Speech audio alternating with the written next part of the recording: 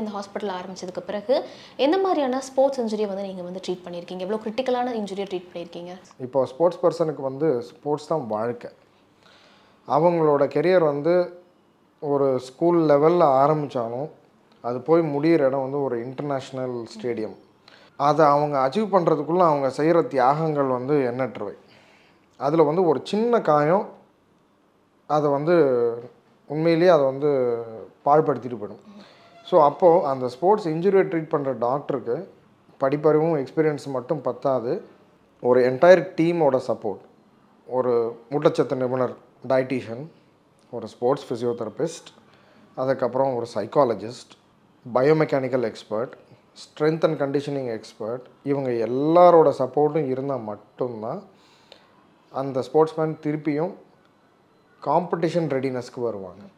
So இதை மனசில் வச்சுட்டு தான் இந்த டிபார்ட்மெண்ட்டே நாங்கள் ஸ்டார்ட் பண்ணணும்.